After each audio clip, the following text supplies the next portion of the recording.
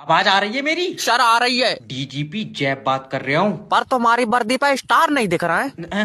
वो धूप पड़ रही है ना, इस चक्कर में स्टार रात में दिखेंगे। मगर तुम्हारे लड़के ने दिल्ली में लड़की छेड़ी है, क्या करना है? मेरी बात करा दो। अच्छा, उसकी शक्ल नहीं दिखेगी, बात करो। पापा मुझे बचा लो। तू दिल्ली में लौंडिया छेड़ लिया। देख रहा हूँ कितनी गलत बात है। हाँ इधर ही आ जा, यहाँ खुद छेड़न को फिर रही है। मजाक नहीं, सब 5 साल की जेल होगी। सीडीपी साहब। सीडीपी दल्ले डीजीपी। हाँ बोई, इसे 10 साल की जेल करो। एक बार लड़की छेड़न में 5 साल की जेल होती है ना। जेल 10 साल की करियो, ऐसी कोई बात है? लौंडिया एक बार और छेड़ लेगा। तू पागल उगल है? कौन है? और इसके बैग में से ड्रग्स की 2 पुड़ियां निकली है। इसका दिमाग सही है। अरे मेरी वाली भी पुड़िया ले गया। अब तू और तेरी बीबी दोनों डिजिटल अरेस्ट होंगे। पर डीबीटी साहब। डीबीटी नहीं, डीजीपी। ओके, पर मेरी तो शादी नहीं हुई है।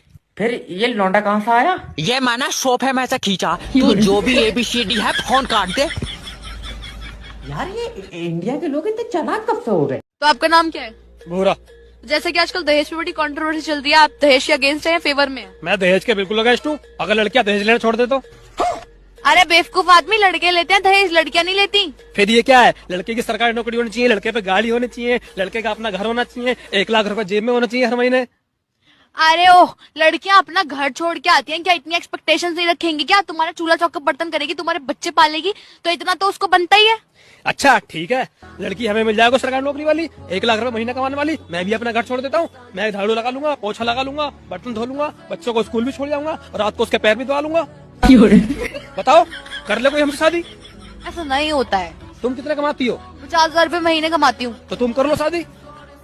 मैं क्यों करूँ? अरे जय वकील के पास आ गए तुम, टेंशन तो लियो ही मत। वकील साहब, मुझे उम्मीद है तुम मेरी बहू का केस जीत जाओगे। मैं तो अपनी वाली का भी हार गया था।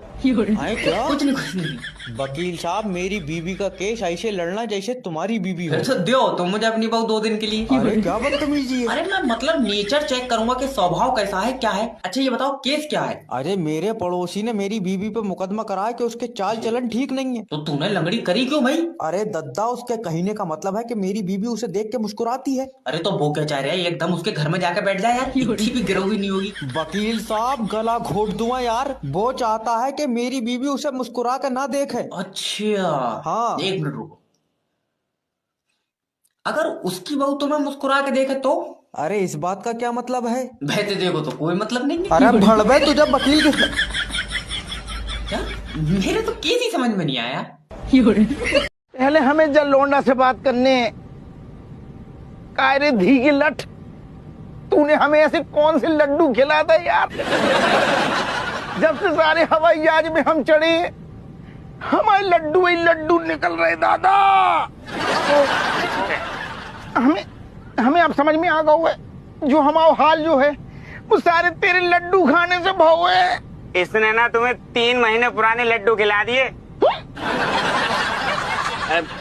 हमने ना खिलाए, वो तो आपने डब्बा हमसे जबरदस्ती छीन लिया। तो हाँ, अरे तो हमने डब्बा छीन लो सारे।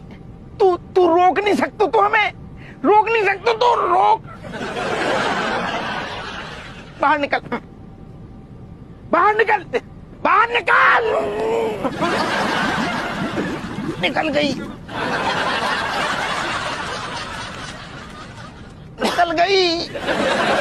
अरे तो नमक चीनी को घोल बना दो दादा। अरे Oh God, he stained the carpet. Line बना गया कारपेट पे, ये तो देखिए। अच्छी। एक जाने की लाइन और एक आने की लाइन। देखिए ये लाइन आने की है। I like it.